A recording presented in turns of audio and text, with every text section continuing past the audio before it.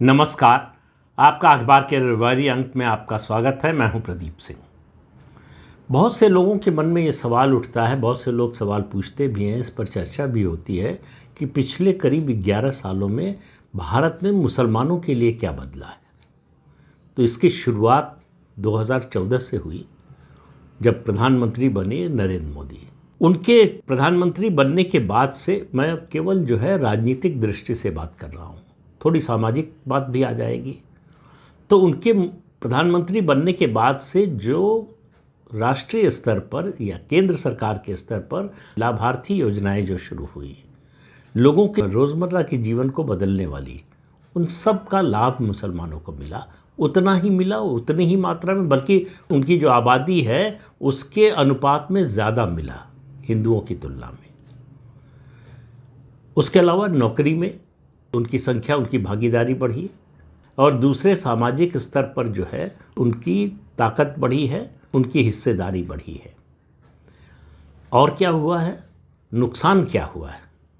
क्योंकि इन सब चीज़ों से मुस्लिम समाज का, ख़ास तौर से जो मुस्लिम समाज के वोटों के ठेकेदार हैं, उनको कोई फ़र्क नहीं पड़ता। और सच्चर कमेटी की रिपोर्ट लेकर घूमते हैं, लेकिन सच्चर कमेटी की रिपोर्ट ही बताती है कि उन्होंने कभी मुसलमानों के हक़ के लिए तो लड़ा नहीं, न उनकी शिक्षा के लिए, न रोज़गार के लिए, न उनकी गरीबी के लिए, उसके लिए कभी लड़ाई लड़ी नहीं। लड़ाई जो लड़ी, अपने निहित स्वार्थ की स्थिति को बनाए रखने के लिए। तो नुकसान क्या हुआ? राजनीतिक रूप से पहला नुकसान हुआ कि मुस्लिम वोट का जो वीटो था उसको ख़त्म कर दिया नरेंद्र मोदी ने, कि जिसके साथ मुसलमान रहेगा वही देश पर राज करेगा। ये जो धारणा 77 साल में बनाई गई थी, उसको तोड़ दिया कि बिना मुस्लिम वोट के भी केंद्र और सबसे ज़्यादा राज्यों में सरकार बन सकती है। और भाजपा की सरकार है, लगातार तीसरी बार बनी है। इससे पहले सिर्फ जवाहरलाल नेहरू ही लगातार तीसरी बार प्रधानमंत्री बने थे। अब नरेंद्र मोदी प्रधानमंत्री बने हैं और नेहरू मुस्लिम वोट के भरोसे बने थे। मुस्लिम वोट अगर उनके साथ न होता तो शायद 1952 में भी वो प्रधानमंत्री न बन पाते। लेकिन इसके बरक्स आप देखिए कि नरेंद्र मोदी और भाजपा की सरकार आई है बिना मुस्लिम वोटों के। हालांकि सरकार तो 1998 और 1999 में भी आई थी, लेकिन पूर्ण बहुमत नहीं मिला था। कहने को आप कह सकते हैं कि इस बार भी पूर्ण बहुमत नहीं मिला है, लेकिन ये भाजपा की मेरी नज़र में 303 सीटें जब लोकसभा में मिली थी 2019 में, उससे भी ज़्यादा मजबूत सरकार है। प्रभाव की दृष्टि से, संख्या की दृष्टि से भले कमज़ोर दिख रही हो, लेकिन एनडीए को अगर आप देखेंगे तो कोई कमज़ोरी नहीं दिखेगी। तो पहला काम तो किया कि जो मुस्लिम वोट का वीटो था उसको ख़त्म कर दिया। फिर अयोध्या में राम मंदिर के लिए जो संघर्ष चल रहा था 500 वर्षों से, वो संघर्ष की परिणति हुई अयोध्या में भव्य राम मंदिर के निर्माण के रूप में और फिर प्राण प्रतिष्ठा के कार्यक्रम के रूप में। जम्मू कश्मीर को जो स्पेशल स्टेटस मिला हुआ था, केवल मुस्लिम बहुल क्षेत्र होने के कारण, मुस्लिम बहुल राज्य होने के कारण, अनुच्छेद 370 का और 35A का विशेष लाभ वो खत्म हो गया। 3 तलाक का जो अधिकार मुस्लिम पुरुषों को मिला हुआ था वो खत्म हो गया। महिलाओं को बराबरी का हक मिल गया। और अब आने वाले दिनों में 2 बहुत बड़े फैसले होने वाले हैं। एक फैसला तो किसी भी दिन हो सकता है और ज़्यादा उम्मीद है कि इसी महीने हो जाएगा, वो है वक्फ एक्ट को लेकर। वक्फ एक्ट में संशोधन होने जा रहा है और उसका नया संशोधित बिल उम्मीद है कि अगले हफ्ते किसी भी दिन संसद में पेश हो सकता है। उसके बाद यूसीसी, इसमें अग्रणी भूमिका निभाई है उत्तराखंड की सरकार ने, जहां यूसीसी लागू हो गया है। कई और राज्यों में लागू होगा और केंद्र के स्तर पर भी लागू होगा। और उससे पहले सीएए लागू हो चुका है, सिटीजनशिप अमेंडमेंट एक्ट, जिसके लिए इतना हंगामा किया, जिसके लिए शाहीन बाग का आंदोलन चलाया। और अब तो सामने आ रहा है कि ये सारे आंदोलन वित्त पोषित थे विदेशों से, विदेशी एजेंसियों से। तो देश के खिलाफ कितना बड़ा षड्यंत्र चल रहा था, उसमें से किस तरह से निकल कर आए हैं प्रधानमंत्री नरेंद्र मोदी। इसको भी देखना चाहिए। सवाल यह है कि मुसलमानों के साथ हो क्या रहा था पिछले 77 साल से और उसमें बदलाव क्या आया है। दरअसल मुसलमान अपनी आबादी के अनुपात की तुलना में ज़्यादा प्रभाव, राजनीतिक प्रभाव की बात कर रहा हूँ, राजनीतिक प्रभाव रखने लगे थे और एक डबल मज़ा का दौर चल रहा था 77 साल से लगातार। वो डबल मज़ा का दौर खत्म हो गया। अब आप कहेंगे ये डबल मज़ा क्या होता है? तो डबल मज़ा ये है, मुसलमानों का दावा था कि हमने 800 साल राज किया। अब जरा आपको बता देता हूँ भारत के थोड़े सा इतिहास के बारे में, राजवंशों के बारे में, किस साम्राज्य का कितने समय राज्य चला, इसके बारे में बता देता हूँ, क्योंकि हमारी इतिहास की किताबों में ये सब पढ़ाया नहीं जाता। हमारे देश के इतिहास की किताबें आप अगर पाठ्यपुस्तकें पढ़ेंगे तो आपको लगेगा कि इस देश में चिरंतन काल से, अनादिकाल से सिर्फ मुगलों का राज रहा है। मुगलों को महिमामंडित करना, उनका गुणगान करना, आज भी पाठ्यपुस्तक में ये बात मौजूद है। पूछा जाता है कि बाबर के व्यक्तित्व की 4 विशेषताएं बताइए। अब ये सिर्फ भारत में हो सकता है। तो सबसे लंबे समय तक राज्य चला चोल वंश का, 2100 साल, जी हाँ 2100 साल। उसके बाद 700 साल राज चला चालुक्य वंश का और इतने ही 700 साल ही अहोम वंश का राज्य चला। और अहोम और असम का क्या रिश्ता है ये बताने की जरूरत नहीं है। 600 साल राज किया पल्लवों ने। राष्ट्रकूटा वंश ने 500 साल राज किया। विजयनगर का राज रहा 400 साल और मुगलों का सिर्फ 200 साल। मुसलमानों की बात नहीं कर रहा हूं, केवल मुगलों की बात कर रहा हूं। और मुगलों को महिमा मंडित करने के लिए इतने बड़े बड़े इतिहासकारों ने अपनी पूरी जिंदगी लगा दी। किस लिए?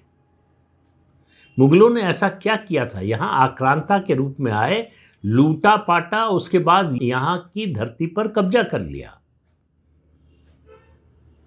उनको महान बताने की कोशिश होने लगी। तो ये जो आभा मंडल बना हुआ था मुगल साम्राज्य का, उसको तोड़ दिया गया है।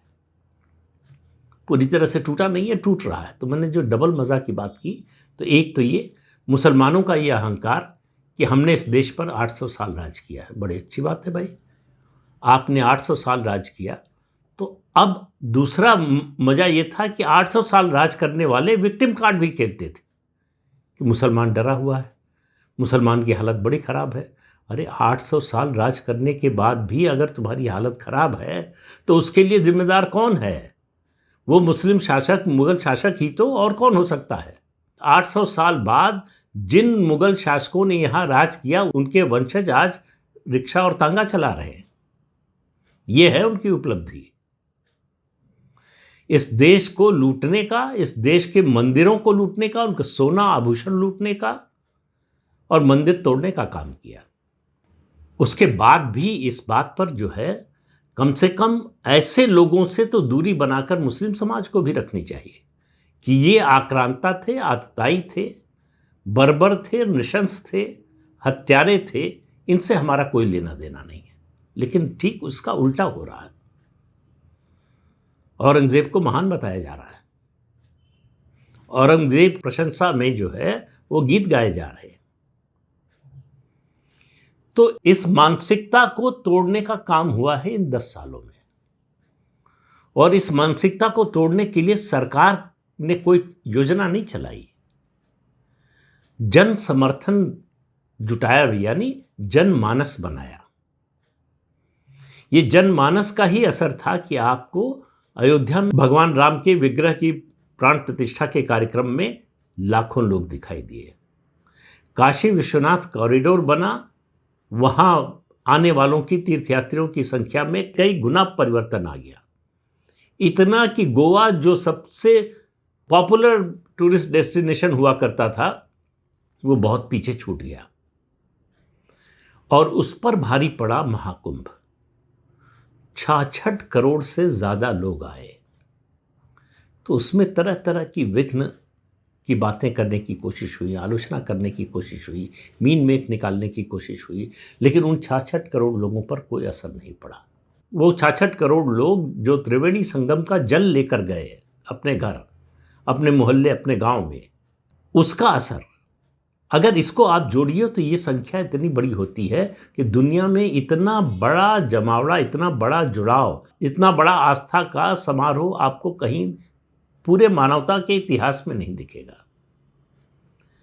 फिर डरे हुए मुसलमानों ने संभल में पुलिस पर पथराव किया तो फिर उसके बाद संभल का तीर्थ निकल कर आ गया। संभल में दशकों बाद होली मनाई गई, और होली केवल मनाई नहीं गई, हिंदुओं ने गर्व के साथ, पूरे उत्साह के साथ, पूरी ऊर्जा के साथ होली का त्यौहार मनाया कि ये अपना त्यौहार है, हमारी संस्कृति का त्यौहार है। जब मन में सड़क पर होली खेलते हुए निकलते हुए कोई डर नहीं था, किसी पड़ोसी से डर नहीं था, मस्जिद से गुजरते हुए डर नहीं था, जहां से पत्थर फेंके जाते थे वहां उनको त्रिपाल से ढक दिया गया। उसकी बहुत से लोग बड़ी आलोचना कर रहे हैं कि ये दिन आ गए। उनको शायद भूल गया कि 27 नवंबर 1955 की तारीख सऊदी अरब के किंग भारत की 13 दिन की यात्रा पर आए थे, और उस यात्रा के दौरान वो 27 नवंबर 1955 को काशी भी गए, और काशी में उनकी यात्रा के दौरान काशी विश्वनाथ मंदिर को ढक दिया गया था। हालांकि सोशल मीडिया पे बहुत से लोग लगे हुए हैं, इसका खंडन करते हैं, लेकिन इस बात का कोई औपचारिक तथ्यों सहित खंडन कोई सामने नहीं आया है। सिर्फ इतना कि ऐसा नहीं हुआ था। और उसके अलावा आपको पता ही है हिंदू त्योहारों पर क्या होता रहा है और किस तरह से परिस्थितियां और माहौल बदल रहा है। ये परिवर्तन आया है 10-11 सालों में।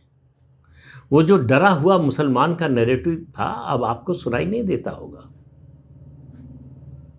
कि इस देश का 10 साल उपराष्ट्रपति रहने वाला व्यक्ति कहता है कि मुसलमान देश में डरा हुआ है इसलिए उपराष्ट्रपति बन जाता है, डरा हुआ है इसलिए राष्ट्रपति बन जाता है। तो ये डबल मजा केवल इतने तक सीमित नहीं था, पूरे संविधान को शरिया के रास्ते पर ले जाने की, बनाने की कोशिश हुई। सेक्युलर शब्द संविधान के प्रिएम्बल में हो या नहीं, इस पर बहस हुई संविधान सभा में। केटी शाह ने यह मुद्दा उठाया कि सेक्युलर शब्द जोड़ना चाहिए। डॉक्टर भीमराव अंबेडकर ने इसका घोर विरोध किया। उन्होंने कहा कि यह सेक्युलर शब्द नहीं होना चाहिए। इस पर मैं एक वीडियो भी बना चुका हूं, विस्तार से बता चुका हूं कि उन्होंने कहा कि जो है सेक्युलर और सोशलिस्ट दोनों शब्दों का विरोध किया था कि आप आज से ही भावी पीढ़ी को बांधिए मत कि वो किस रास्ते पर चले। ये जनतंत्र है, जनतांत्रिक संविधान है। लोगों को आने वाले समय में अगली पीढ़ी को तय करने दीजिए कि वो किस रास्ते पर चलना चाहते हैं। दूसरी बात, रिलीजियस माइनॉरिटी। संविधान सभा में कहा गया कि ये माइनॉरिटी जो है वो theocratic, religious minority theocratic state में होता है। अगर हम एक सेकुलर देश हैं तो फिर ये रिलीजियस माइनॉरिटी का क्या मतलब है वहाँ? ये दोनों साथ साथ नहीं हो सकते, सेकुलर और रिलीजियस माइनॉरिटी। लेकिन बनाया गया, माइनॉरिटी कमीशन बना, मुस्लिम पर्सनल लॉ बोर्ड बना, वक्फ एक्ट आया, उसमें समय समय पर संशोधन होता रहा। उसके अलावा प्लेसेस ऑफ वर्शिप एक्ट आया, कम्युनल वायलेंस बिल लाने की कोशिश हुई जिसमें सिर्फ हिंदुओं को जिम्मेदार ठहराया जा सके किसी भी दंगे के लिए। देश के सौभाग्य की बात है कि वो पास नहीं हो सका। अब आप मानसिकता देखिए किस तरह की थी कि आप प्लेसेस ऑफ वर्शिप एक्ट लेकर आ रहे हैं जिसमें कह रहे हैं 1947 की स्थिति बहाल रहेगी। जिस धार्मिक स्थल का जो स्वरूप 1947 में था वही बना रहेगा, उसको आप अदालत में चुनौती नहीं दे सकते। अगर पहले से चुनौती देने वाला कोई मुकदमा चल रहा है तो वो खारिज हो जाएगा। लेकिन वक्फ एक्ट में मुगलों के समय के जो शाही फरमान हैं उनको मान्यता मिलेगी। इसको संवैधानिक मान्यता दिला दी। कि हिंदू जिसका धार्मिक स्थल तोड़ा गया है, मंदिर तोड़ा गया है, उसके पास अगर प्रमाण है इस बात के, तो वो इस बात को लेकर अदालत में नहीं जा सकता। उसका ये जो फंडामेंटल राइट, मौलिक अधिकार था, वो छीन लिया गया। लेकिन मुसलमान को वक्फ एक्ट के जरिए ये छूट दी गई कि मुगलों के समय के जो शाही फरमान थे, उसके आधार पर आप किसी भी संपत्ति पर दावा कर सकते हैं कि ये वक्फ की संपत्ति है। सूरत म्युनिसिपल कॉरपोरेशन की बिल्डिंग का बार बार उदाहरण ही दिया जाता है कि वो एक समय सराय थी। तो इससे आप अंदाजा लगाइए कि संविधान को किस तरह से शरिया के मुताबिक चलाने की लगातार कोशिश होती रही और संवैधानिक प्रावधान किए गए कि ऐसा हो सके। वो एक एक करके खत्म हो रहा है।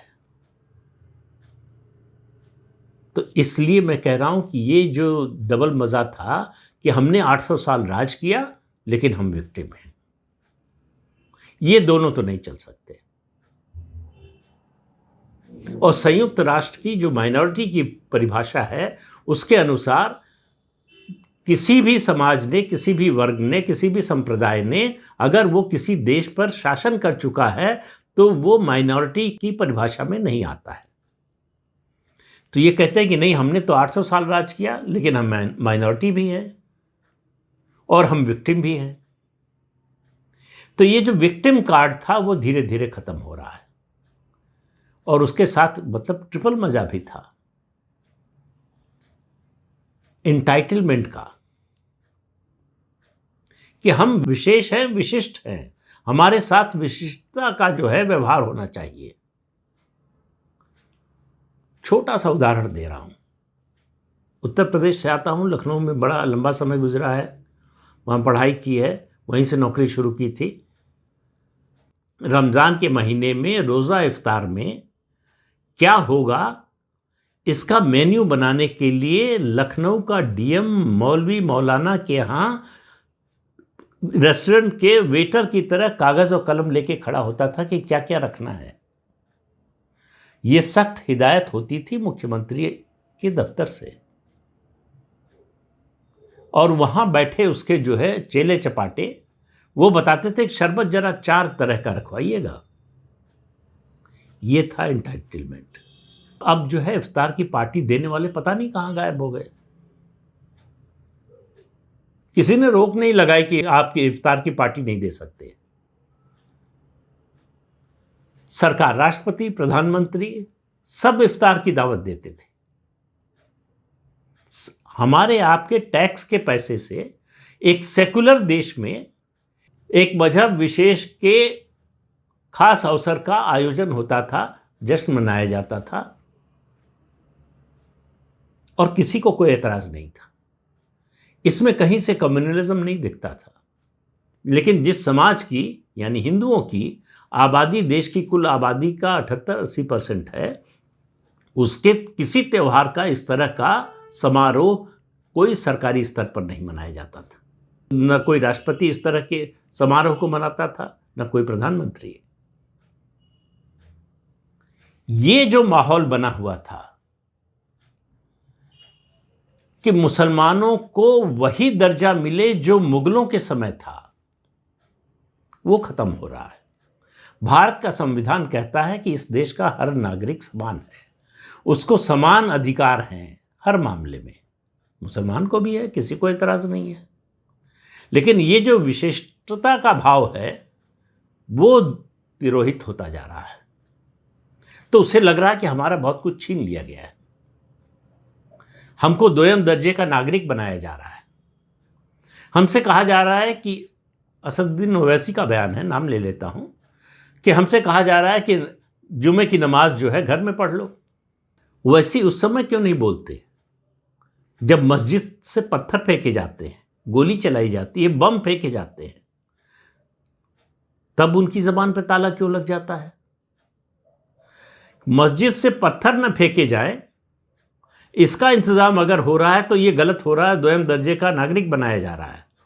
और पत्थर फेंकने की छूट मिले तो आप पहले दर्जे के नागरिक हैं। तो ये जो दोहरापन था वो खत्म हो रहा है। ऐसी चीजें एकदम से नहीं खत्म होती, समय लगता है। और ये सरकार जो है एक एक करके एक एक कदम उठा रही है। चीनी दार्शनिक था शुन्जू, उसने कहा था कि वो लड़ाई लड़ो जिसे जीत सकते हो। तो ये सरकार वही कर रही है, एक एक करके कदम, जिसके बारे में तैयारी है, जिसके बारे में पता है कि ये इसमें हमें सफलता मिलेगी। वो चाहे 370 का मामला हो, 3 तलाक का मामला हो, चाहे सिटीजनशिप अमेंडमेंट एक्ट का मामला हो, और चाहे अब वक्फ एक्ट का मामला हो, उसमें संशोधन का, एक एक करके सब कदम उठाए जा रहे हैं। तो जब समानता स्थापित की जा रही है तो कहा जा रहा है कि हमारे साथ अन्याय हो रहा है। ये बदला है। तो ये ट्रिपल मजा का जो, डबल से ट्रिपल मजा का जो समय था, जो दौर था, वो खत्म हो रहा है। समस्या इसी से है, तकलीफ इसी की है। तो इस अंक में इतना ही। अगले अंक में फिर मिलेंगे किसी नए मुद्दे के साथ। तब तक के लिए अनुमति दीजिए। आपसे अनुरोध है कि चैनल देखिए, शेयर कीजिए, लाइक कीजिए और सब्सक्राइब जरूर कीजिए। नमस्कार।